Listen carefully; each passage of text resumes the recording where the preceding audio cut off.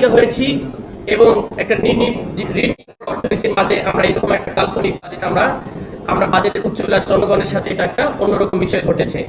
2 নম্বর যেটা দেখি, এই বাজেট তো দিলেন আপনি, বিশাল একটা বাজেট দিলেন, বাজেটগুলো আয় করবেন কোথা থেকে সেটা বলতে হবে না ক্লিয়ারলি। আহরণের আপনি একটা সংজ্ঞা দিলেন, ঠিক আছে, এনবিআর কে বললেন যে আপনি এত কোটি টাকা দিবেন আমাদেরকে।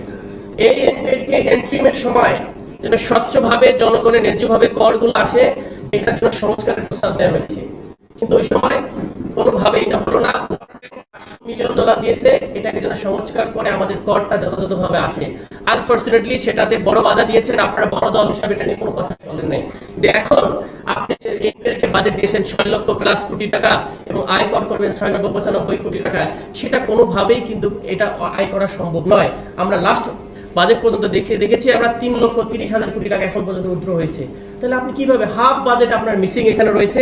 সুতরাং লক্ষ্যমাত্রা আহরণের যে সিস্টেম কথা বলা হচ্ছে সেখানে কমপ্লিটলি আমাদের ইকুয়েশন কোনোভাবেই এখানে 6,90,000 কোটি টাকা উত্তোলন হবে না, বরং ম্যাক্সিমাম 4 লক্ষ থেকে 4.5 লক্ষ টাকা হবে। তার মানে এখানেও 2.5 লক্ষ কোটি টাকা আপনার ঘাটতি থাকতেছে।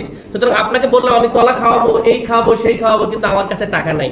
কারণ প্রতারণা হয়, জনগণকে বলতেছেন এই বাজেট দেবে, এই করবে, এত এত অ্যালোকেশন, শুনে খুব ভালো লাগতেছে, আমি তো সবকিছু পেয়ে যাবো। আলটিমেটলি কিন্তু আমার টাকা নাই, কয়েকদিন পর বাজেট আপনি কি করবেন, কাটসাট করবেন, বলবেন যে আমাদের বাজেট ঘাটতি, সুতরাং আমরা এটা দিতে পারতেছি না, তাহলে বাজেট সংকোচন করে ফেলবেন সামনে। এটাকে অন্যভাবে আপনি বলি করতে পারেন আর কি। 3 নম্বর যেটা আছে, বাজেট ঘাটতির সাথে যে ব্যাংক ঋণের একটা ইস্যু আছে, দেখবেন আপনারা আয়ের সোর্সের ক্ষেত্রে এটাকে বলে ক্রাউডিং আউট অফ, এটা ইফেক্ট আছে। এটার একটা সিস্টেম হলো, আমরা বলছি 2 জায়গা থেকে ব্যাংকিং ঋণ নিব আমরা। হ্যাঁ, কোথা থেকে ঋণ নেবেন? একটা হচ্ছে ইন্টারনাল, একটা হচ্ছে এক্সটার্নাল। আপনারা জানেন কি না, আমাদের কিন্তু প্রায় 10 লক্ষর অধিক কোটি টাকা বৈদেশিক ঋণ রয়েছে, আর এখানে লোকালি হচ্ছে 8 লক্ষ কোটি টাকা ঋণ ব্যাংকিং সেক্টর থেকে নিয়েছেন। এটা যদি আবার 1 লক্ষ বাড়ে, এখনকার হিসেবে 1 লক্ষ 12 আর 1 লক্ষ সামথিং, এই যে আবার 19-20 লক্ষ কোটি টাকার আপনি কি নিলেন, ঋণ নিলেন।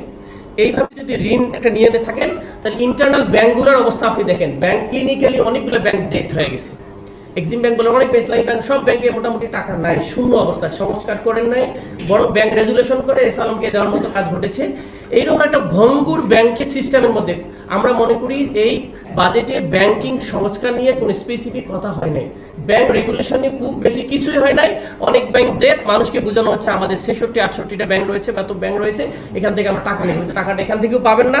তখন আপনার অল্টারনেটিভ অপশন থাকবে আপনি টাকা ছাপানো, টাকা ছাপাইলে আপনি ইনফ্লেশন হবে, কিন্তু আপনি বলছেন আপনি ভ্যাট কমিয়েছি। সুতরাং